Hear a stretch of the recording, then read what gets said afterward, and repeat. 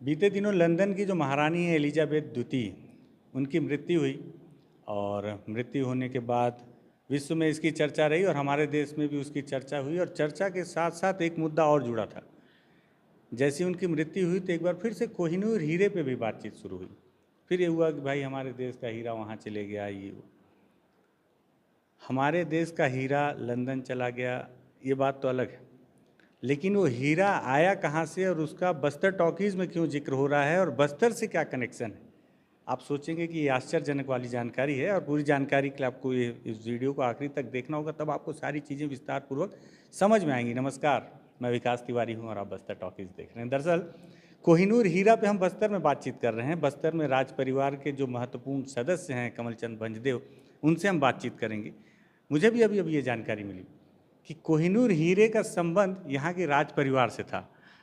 कमलचंद जी, स्वागत है आपका एक बार फिर बस्तर जी टॉकीज में। बहुत बहुत धन्यवाद। तो ये क्या है, मतलब मैं सुना हूँ कि कोहिनूर हीरे का संबंध आपके परिवार से था, क्या था? थोड़ा सा कहानी मुझे पूरी बता दें, मेरे दर्शकों को भी विस्तार पूर्वक। जी जो कहानी बहुत ही इंटरेस्टिंग रही कोहिनूर की। कोहिनूर आप जानते हैं कि जो आज के दिन क्वीन एलिजाबेथ के क्राउन के ऊपर जो एक बहुत ही नायाब बहुत बड़ा हीरा जो आज वहाँ पे उनके मुकुट में उपस्थित है, वो बेसिकली सबसे पहले आता है चालुक्य काकतीय वंशज के जगह से, जो कि वारंगल करके एक रियासत हुआ करती थी। वहाँ पे ये हीरा का खदान हुआ करता था, जिसको हम कहते हैं गोलकुंडा माइनिंग।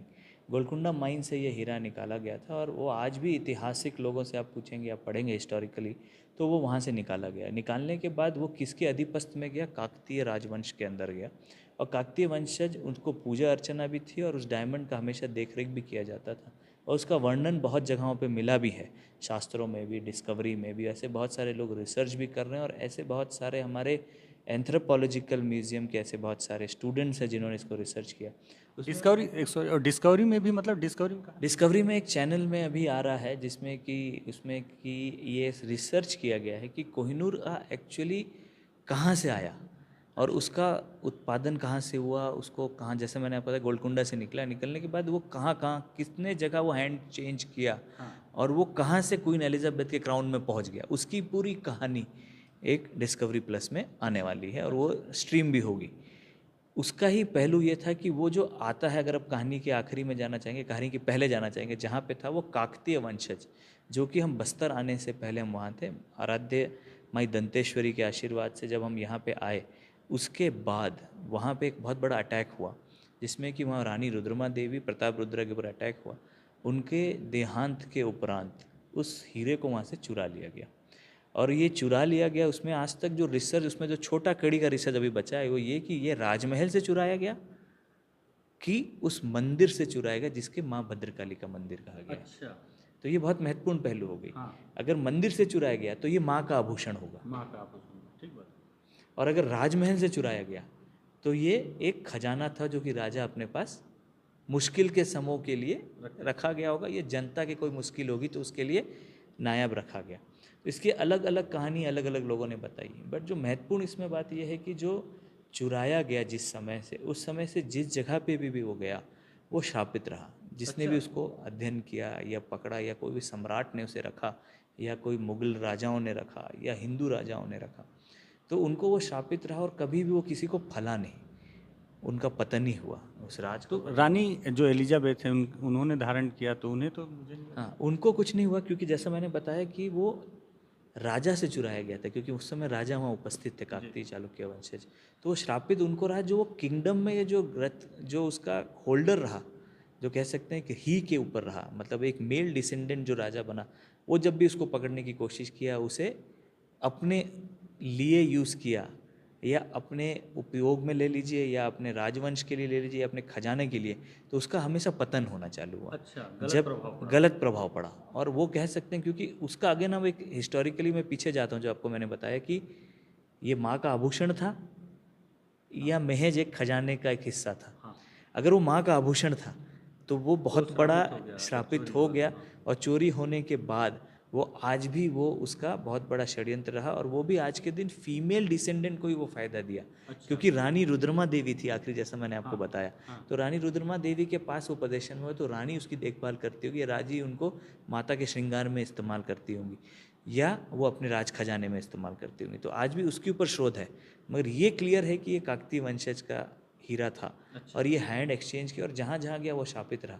मगर जब वो क्वीन के पास गया, जैसे कि वो महिला शासिका थी, उसने उसको सम्मान दिया और मुकुट में दिया जो सिर के ऊपर होता है, अपने मस्तिष्क, सर्वोच्च सम्मान। सर्वोच्च सम्मान होता वो हुआ। तो उनका कभी पतन नहीं हुआ। अगर आप एक थ्योरेटिकल अगर देखा जाए, या मैं सोच सकता हूँ उसके ऊपर लिया जाए, उसका कोई ऑथेंटिकेटेड नहीं है अपने पास, मगर ये जरूर था कि वो एक महिला शासिका के पास ही फायदेमंद हुआ, क्योंकि जब वो चुराया गया था तब भी वो एक महिला शासिका के पास था। अच्छा, जिसका नाम रानी रुद्रमा देवी थी, जिन्होंने आखिरी हाँ युद्ध हाँ लड़ा हाँ, था, अच्छा, मतलब उस समय जिनके पास से चुराया गया था, और जिसके पास आज है, वो भी महिला है, जो गुजर गई, क्वीन एलिजाबेथ।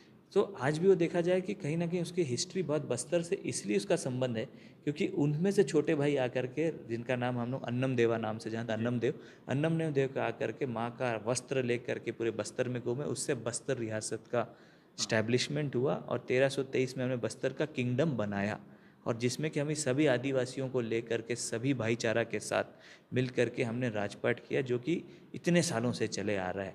तो इसका सबसे बड़ा संबंध, जो आपके जो ग्राहक हैं या आपके जितने भी लोग हैं जो इसको देखेंगे बस्तर टॉकीज़ को, उसमें ये महत्वपूर्ण ये रहेगा कि बस्तर का इसका संबंध ये है, क्योंकि आज मेल डिसेंडेंट होने के नाते, या उस काकतीय वंशज का राजा होने के नाते, उस समय से आज दिन तक, तो मैं ही वहाँ का भी राजा कहलाता हूँ। तो कहीं ना कहीं वो बस्तर से उसका भी एक लिंक है कि आज वो जो रियासत की जो वो कह सकते हैं किसका है आखिरी में, तो वो आ जाता है इस रियासत के, इस कुल का वो हीरा है, और जो आज के दिन पे आज जिसके ऊपर चर्चा पूरे देश में चल रही है। और उसी का एक और पहलू ये है कि कुछ ऐसे हीरे भी हैं जो स्पेक्टर में लगे, जिसके हम एक कह सकते हैं, जब आप राष्ट्रपति जी को देखते हैं, अगर आपको मतलब सिंपल तरीके से समझाऊं, स्पेक्टर का मतलब ये होता है, एक छड़ी होती है जिसमें भारत देश का सिंह लगा होता है। जब राष्ट्रपति जाते हैं या चीफ जस्टिस जाते हैं, तो उसके सामने वो स्पेक्टर चलता है, या गवर्नर जाते हैं, तो उसी तरीके से उस स्पेक्टर में भी बहुत बड़ा हीरा लगा है, जो कि कोहिनूर से लगभग बड़ा माना जाता है। उसका भी क्लेम अभी बहुत सारे लोग करने लग गए, जो कि विदेशी कोई अफ्रीकन कंट्री का, और आज भी उसके ऊपर रिसर्च चल रहा है।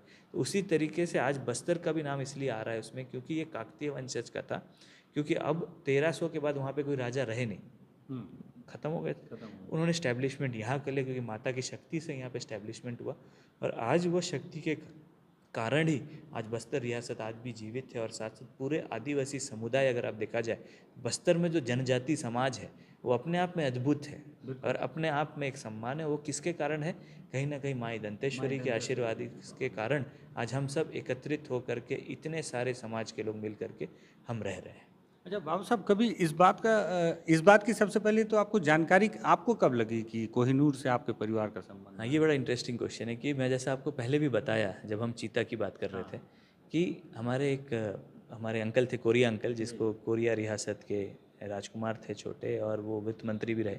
उन्होंने मेरे को हमेशा कहा, वो मैं बात कर रहा हूँ जब मैं कॉलेज में पढ़ता था। अच्छा, अभी तो लोगों ने बताना चालू किया और रिसर्च हो गई इसके पीछे, मगर उन्होंने उस समय बोला, तो मैंने रिसर्च किया है और आपको इसमें सुप्रीम कोर्ट में केस डालना चाहिए। अच्छा, उन्होंने आपको बताया, एडवाइस किया था कि आप करिए, और मैं उसका इंस्क्रिप्शन लिखूंगा। और तब मैंने बोला, अंकल इसका प्रूफ कहाँ है? तो बोले, मेरे पास पूरे प्रूफ है। अच्छा, और मैंने उसके ऊपर शोध किया, अध्ययन किया है। उन्होंने शोध किया था उस समय। क्या उनका पूरा नाम क्या बताया? कोरिया उनका था रामचंद्र सिंह कोरिया। अच्छा, Ramchandra Singh Korea, and he was a minister थे वो, जोगी सरकार में वित्त मंत्री थे।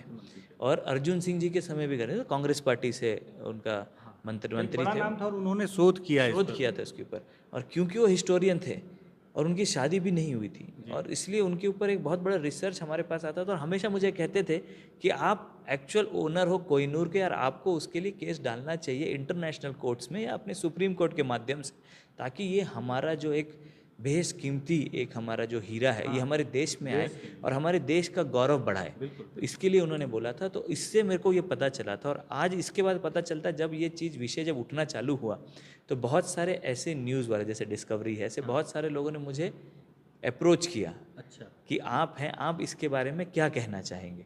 तब मुझे पता चला कि जो उस समय महाराज ने बताया था, कोरिया कुमार साहब ने, वो एक्चुअली में हकीकत है कि ये काकतीय वंशज का एक आभूषण था, या माता का कह लीजिए, काकतीय वंशज का वो आभूषण था, और तभी मुझे पता चला। और आज उसकी पुख्ता कह लिए, क्योंकि आज सबकी उसके ऊपर एक रिसर्च चल रही है, और ये कंफर्म हो गया कि गोलकुंडा माइनिंग से निकाला गया, और गोलकुंडा जो माइनिंग था काकतीय वंशज के अंदर था, और उन्हीं का ही ये हीरा था।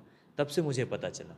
कभी इस बात का दुख हुआ कि इस कोहिनूर हीरे की जो धमक है, या इस कोहिनूर हीरे की चर्चा कई वर्षों से चली आ रही है, लेकिन कभी इसे बस्तर के राज परिवार से जोड़कर आज तक किसी ने नहीं देखा, या किसी ने रिसर्च करने की कोशिश नहीं की, अब जाके इतने समय के बाद अब वो चर्चा में आ रहा है? देखिए, दुखद ये था क्योंकि कहीं ना कहीं इसका चर्चा कभी हो नहीं पाती थी। उसका रीज़न था कि आज चर्चा वही होती है जो हमारे जनप्रतिनिधि उठाते हैं। बिल्कुल। और ये एक ऐसा विषय था जो कि इतिहास के पन्नों में कहीं दबा हुआ था।